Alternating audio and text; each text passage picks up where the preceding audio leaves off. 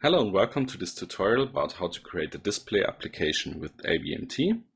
So I show you what I've made and then we go through it, how it is done. We talk about the sources, we talk about the scripts, how you can modify it easily, and I show you how I ported the e-ink driver. So let's start here right away. We have a small menu here. When I press the 2 button, I can go into the menu here. I can select something and change the output value and go back and reset everything. I was amazed how fast this e-ink display is. This is a partial refreshment. We talk about this later. So here's the menu application. Here's an image example, how you can display an icon. Here's some Asian writing. It says wabi sabi. And here we have a console and we can enter something. This is all running on a blue pill with the mbed runtime, with the bare metal version of the mbed runtime. So it's all single threaded, and you can download it on GitHub. It's a bit a memory topic here, so this needs about 20 Ks of RAM or more. So because it's all done in memory. Okay, so and here we have a Raspberry Pi Pico on the wave from waveshare. Unfortunately, those don't have a debug input, so they are good for the Pico probe firmware or firmware that you have already tested, but not for heavy development. Okay, so this is basically the display application we are talking about today. So let's start and I show you how it's made. So here we have ABMT. This all reminds me a bit of the model view controller pattern. If you're not familiar with it, then this is an introduction to you and you can look it up. So here we have our model. Here all comes to the display. Here's the output to the e-ink display. Here we have our input buttons, and this goes all into the controller, so that the controller is in here. And the controller is made of a big state machine. And we have also, and the state machine uses a display demo class that we can look into also. And this is then the view. So here in this display class, we create our screen and the state machine says what's on our screen. So for example here, I will make this a bit bigger. So in the init function we clear everything, then we add a line to the console, and here in the stick function we display the text from our lines, for example. So this is how you write something to the display, and basically calls the methods of the display class that we have here. So let's go here. For example, here we call disp screen text with the parameters of the line we have of the lines we have in our console, and here's the display text. And the display text is basically this function. So it draws a frame and then writes the text to this position here. So it's multi-line text. So ABMT image can take a multi-line text here. Okay, so this is the state machine. We go through that later or in a moment.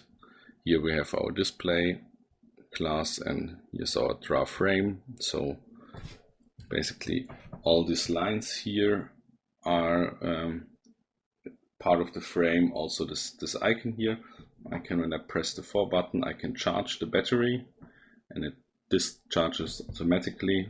So this is just a sample. So this is all done by the frame, and also these icons are painted here in this draw frame method. Here are the icons. Here's the battery icon that's drawn here. Here it's selected. Yeah. So basically draw a frame, and in all the screen functions it's calling the draw frame function, and then everything we have written here. So for example, here's the text. So this is also a text. What you see here, this is an icon, and this is really a draw text function with a special font. We talk about fonts later, if I don't forget it. Yeah, so the display class is not much, 110 lines. 110 lines, and here, yeah, small definition. So let's go through the state machines. They're new in ABMT 17, and we always have an init function. I zoom in a little bit. We always have an init, not function, an init state, which is called first, and in this init state, basically nothing is done. Yeah, it sets the output. So let's go, before we continue here, go to the state variables we have. We have our display view class here. We talked about just a few seconds before. We have an output image. So this is like writing notes. So the out prefix determines an output. So we have here our img output and out and interval outputs, and yeah, they're made by setting this prefix here. So we have an output image, we have 3 inputs, we have a battery input, so 4 inputs, we have our console lines here, and we have our outputs. So yeah, talking about the console, we've just talked about this. We are accessing here this line vector, and when it starts at the init line, sets this output image. This is important because the display has its own image, where here we have this one, and it's writing to that image all the time. So img write text, for example, and this image, the image class contains a pointer, and we have to set the output to this, the out image to this image, and then the pointers are the same, so you have to only do it once, but this is important. Yeah, and where was I? Yeah, so this is how the output is set. Yeah, and then at the first tick, it's switching to the console state, and in this console state, at the init, in the init function, we clear our lines, add 1 line here, and then every time we press enter, we add another line here. So I show it to you once more. So when oh no, that's not what I wanted. So here we have our lines. We can add something, and then we go back and forth, and then the lines are cleared. So this is this is how the console example works. Yeah, we have then a menu state here, which does nothing, but and also writing the small text here. Here are our icons. We call the icon screen here, and the icon screen does nothing really special here. It draws an icon, or creates an icon, and draws this icon to the screen at this position here. th means top height, and so this is the height of this bar, for example. So yeah, Nothing special to see here. Yeah, special font, we talked about this. This is just writing the font, and you see here that this is really a text. Yeah, we talk about fonts later if I don't forget it. And here's the menu. The menu when we enter the menu. So we enter the menu when we are in the state, and we press enter. So yeah, this is rotated to not mess it up too much. This would look very ugly. So we have to look at these arrows here. We leave the state menu enter when we press in enter, and then we come to the state menu back, and when we press enter in the menu back, we go back to the state. Yeah, we could also change the condition here, but here the in enter is a boolean. So yeah, this is how to switch a state here. And the release notes video, I have also taught you how to change after a second. We can do this right now, so we can change after 1 second, for example. We can switch to the state here. We do it just to show you how it's done. It's a bit ugly, but we do it. So after 1 second, it should set the state to a set output. It's linking, it's flashing. Now the display should clean in a second. It should clean in a second. No, sometimes the debugger hangs a bit, but I don't think it's the debugger. Let's see if it's working. No. Okay. So I hold the reset button while flashing. This has something. This has to do with sleeping, I guess. So yeah, now it's flashing. I don't know why it's not working yet, but it's okay. So now we have our new console here, and go into the menu. Yeah, and you see it's switched automatically to no.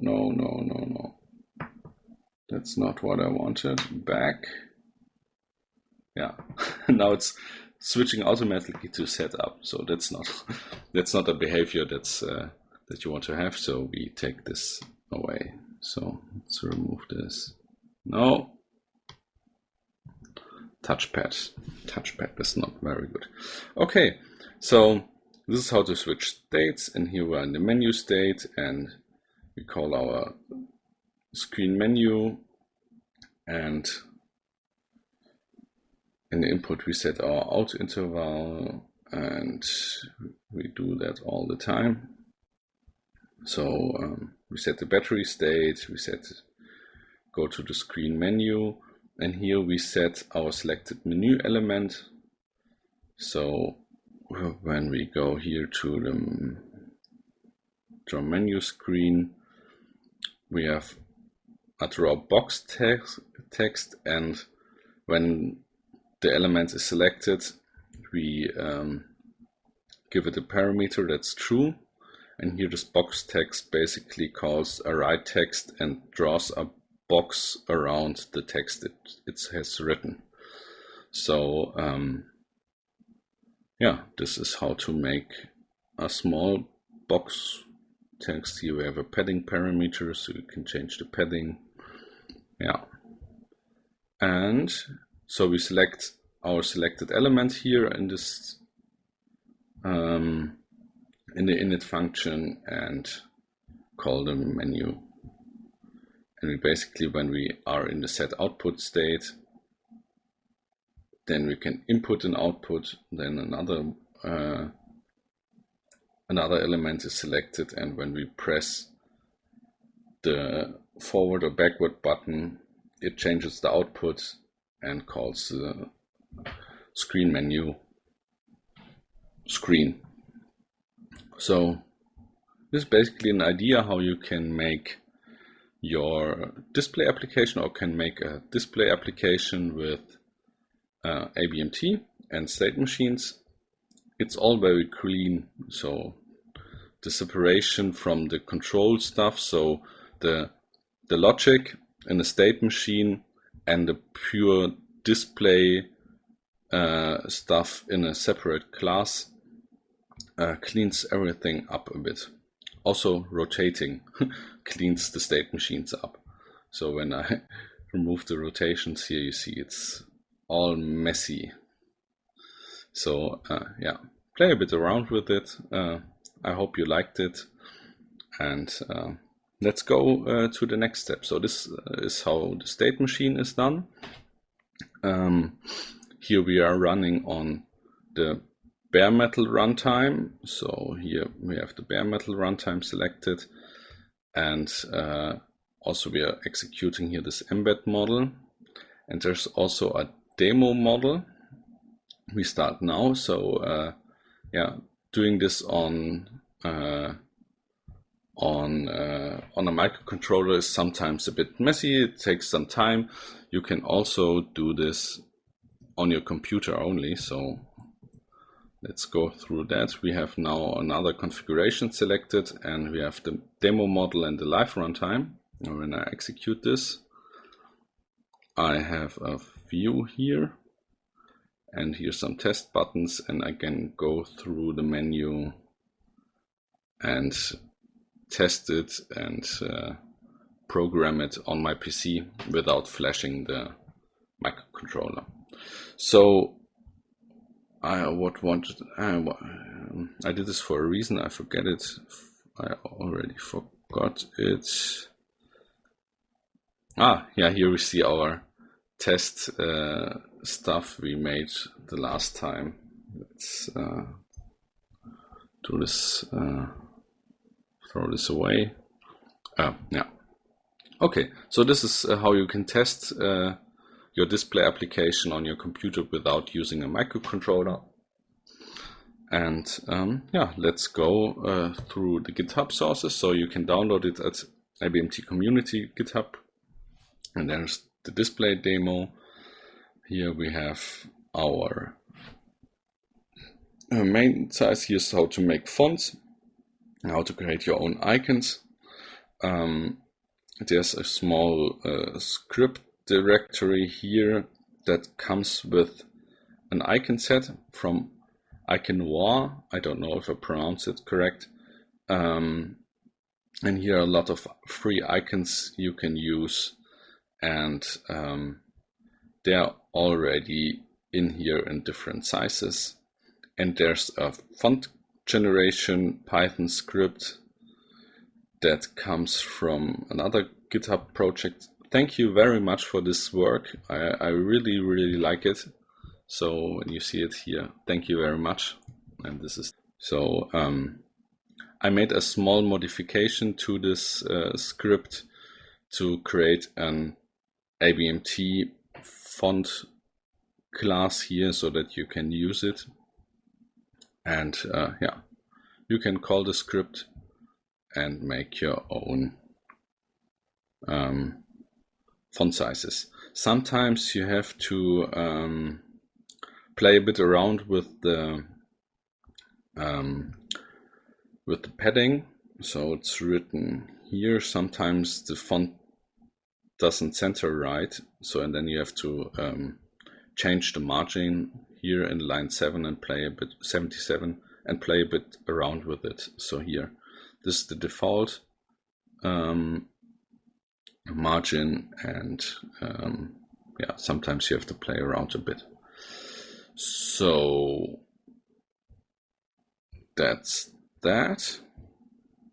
Yeah, icons, you can create your own icons with the convert application. Ditto none is important here. Density is important also.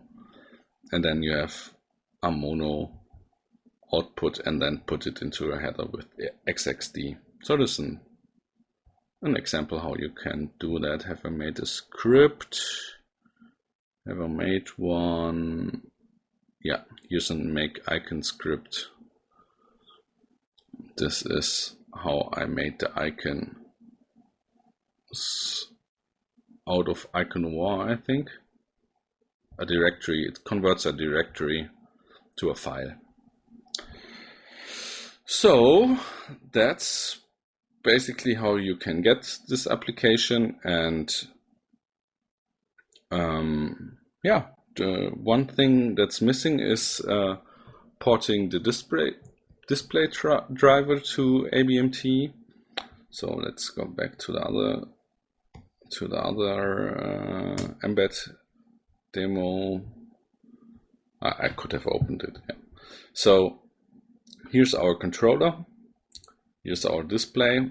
Here's our model input and model output. And here it comes to an epaper display node, and this epaper display node has several inputs, basically output pins and an input pin and the SPI bus.